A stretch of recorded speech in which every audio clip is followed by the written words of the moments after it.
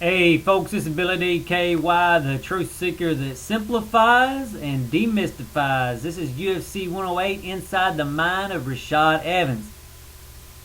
I just got done watching this video, Rashad Evans UFC 108 pre-fight interview with MMAweekly.com. I was so dead on about Rashad Evans thinking he was invincible.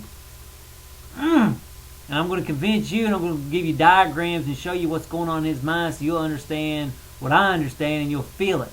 Okay. Before I get into that, I'm going to say a couple other little things. Rashad's mind isn't in any place to be fighting, which Killer012 pointed out in his comment. He said, when I wrestle, my mind isn't right, I always lose. And Rashad Evans' mind is not in the right place at all for this fight. You know, if there's any way I could stop this fight, I would, but, you know, I can't. So, and basically that same kind of thing happens to me when I play poker. If I'm sitting at the poker table and my mind's not right, I always lose. So, let's get on diagrams. First, let's start out with what Rashad's mind was, what was going on in Rashad's mind before he lost to Machida. Let's see how this works out. Basically, okay, so like I always say, everything boils down to ego. You got two problems before I get started. You only got two problems, like pleasure and ego. And I'm going to clearly point out in this example how Rashad's ego is causing him tons of problems. Okay, so here we go. So you start with the fundamental problem of ego. Well, Rashad's a strong man, and he knows he's got a big spirit and all this stuff, and he's aware of his strength. And since he's aware of that strength, it makes him feel invincible. And since he feels invincible, it makes him feel happy. And because he feels invincible, he feels cocky. He can say whatever he wants to anybody because he feels invincible. He knows he's strong. And it all starts from here, ego. Now, notice if you chop the ego off right here and don't let it do all this, he wouldn't have all these positive, happy feelings.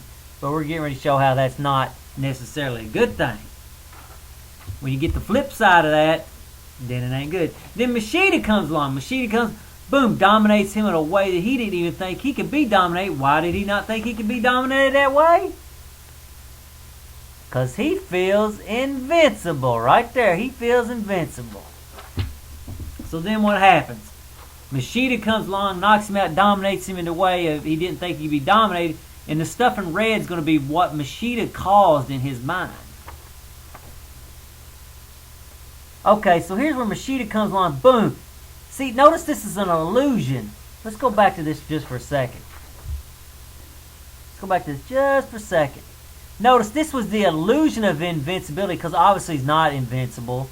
And yes, he's aware of his strength, but he's also missing some things here. And these feelings of happiness derive from the illusion of feeling invincible.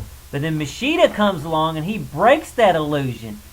So here's where Machida comes in. Machida breaks that. He's still a strong man. There's no doubt of that. But Machida breaks the illusion that he's invincible. So now that the illusion that invincibility has been broken, that brings in the feelings of vulnerability. And then these feelings of feeling cocky, that turns into feelings of insecurity. The feelings of being happy turns into feelings of depression. But also Machida brought up something that he was not aware of. Machida brought up the awareness of weakness, and that brings in, there's a whole bunch of other emotions over there related to that, but that's just simplified model just to get your head wrapped around it. And basically, when I was watching that video, he had all the people around him. I mean, everybody surrounded. It's such a big crowd. And that's a happy moment, you'd think, right? I was just looking into his space, and I could see it in his eyes. I see such sadness and depression. I was like, why? I was like, dude, this dude is legitimately depressed. And the reason it is because his illusion, let's white it out, isn't it? His illusion of invincibility has been broken.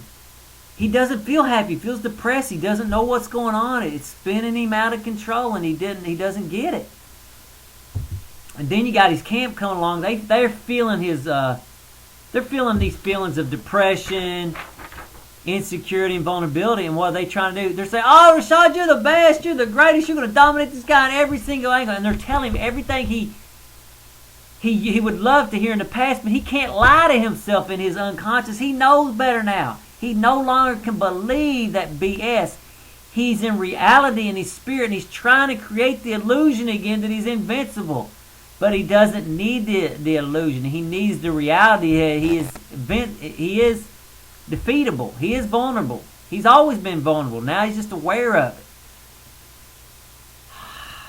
I mean, I'll be honest with you, it's almost sad for me to watch this fight because I know the odds now are probably 70% chance that Thiago's going to win and 30% that Rashad's going to win. And really, this is going to be it's going to be an extremely hard fight for Rashad to win for so many different reasons. One, because his mind's all screwed up right now. He needs to get that straight before he needs to fight because he potentially can get hurt really bad when your mind's messed up and you're in there. I mean, I feel sorry for him. I really do feel sorry for him. He needs to get his mind right first before he fights. And then his camp's feeding him full of BS, and because they don't really understand what's going on in his mind. Not really. And they don't know how to really deal with it because they're not real truth seekers. They're just sort of smart. You know what I mean? Like I said, I'd stop the fight if I could, but I can't. So, you know, I hate having the solution to somebody's problem or understanding it, and I can't do nothing about it. I just got to sit. It's like watching a train. You see it's heading for a dead end, but you can't stop it. You're the only one in the world that sees it, or maybe a few people. You can't stop it, though. You just have to watch it run right off the tracks. That's what I feel. And, you know, first I was so excited that I was into his mind. I figured him out. I knew he was going to lose. Then I don't know, man. Watching that video and seeing how depressed and sad he was, I felt sorry for the dude. I was like, damn. I ain't so damn happy now that I know this. So, anyway, that's what's going on, folks. And you probably can make some serious money off of you betting on some people. But then again, if you lose, I mean, not saying Rashad can't win because he can still win. He can still knock Thiago out. But I think the odds are just really stacked against him. And if Rashad happens to watch this video, hey man, if you really want to conquer what's going on in your mind and reach your full potential, you need to talk to somebody like me to keep you grounded in reality. Not people pumping your ass full of BS. It's going to get you hurt even worse. So, anyway, I hate to be the bearer of bad news, but anyway, that's all I got to say for right now, folks. Alright, later, folks.